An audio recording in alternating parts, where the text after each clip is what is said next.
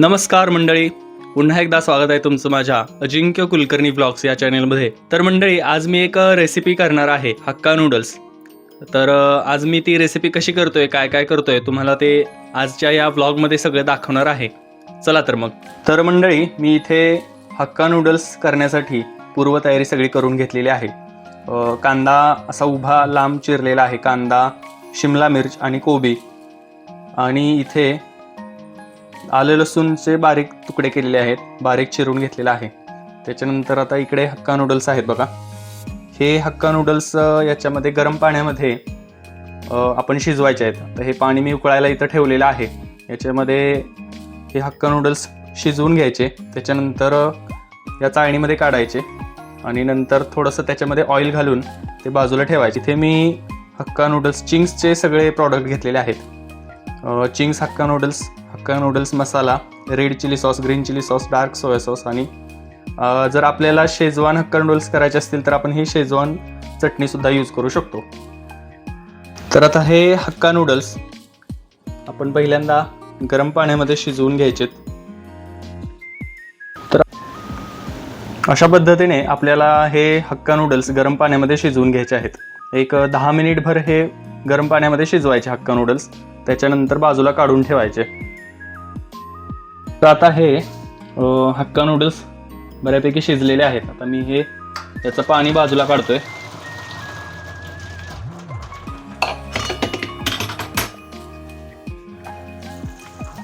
गरम पाणी, त्याच्यावरती गार पाणी घालायचं, म्हणजे त्याची शिजण्याची प्रक्रिया थांबते.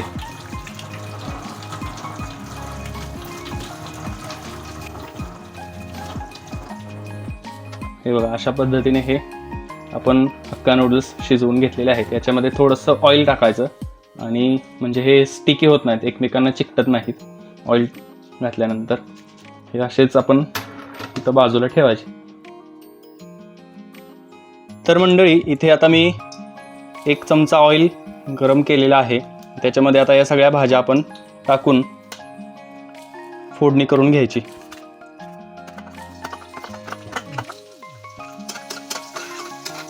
पहिल्यांदा आलं लसूण टाकलेलं आहे तेलामध्ये. नंतर आता कांदा टाकायचा आणि शिमला. मस्तपैकी हे आता परतून घ्यायचं चांगलं हाय फ्लेमवरती.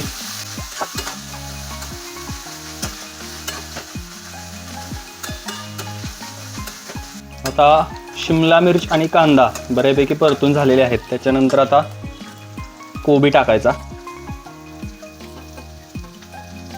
कोबी सुद्धा मस्त त्या भाज्यांसोबत परतून घ्यायचा चांगला. आता ह्या भाज्या हाय फ्लेमवरती परतल्या आहेत. आता याच्यामध्ये आपण मगाशी शिजवून घेतलेले हक्का नूडल्स सगळे ॲड करायचे.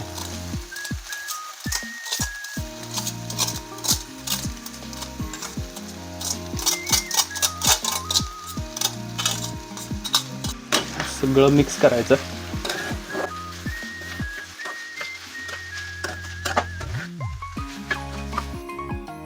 आता सुरुवातीला याच्यामध्ये हक्का नूडल्स मसाला सगळा घालायचा आणि मिक्स करून घ्यायचा.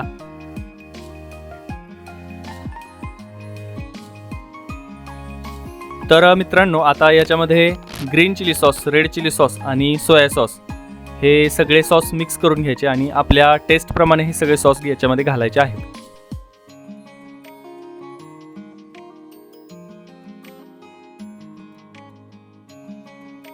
आता हे सगळे इन्ग्रेडियंट्स याच्यामध्ये मिक्स केलेले आहेत. व्यवस्थित सगळं मिक्स करायचं आणि 1-2 मिनिट याला वाफ आणायची. त्यानंतर आपले हे हक्का नूडल्स खायला तयार आहेत. आता हक्का नूडल्स तयार करून झालेले आहेत, आणि आता मस्तपैकी मी हे खाणार. तर मंडळी, आता मस्तपैकी मी हक्का नूडल्स केलेले आहेत आणि आता मी हे खाणार आहे.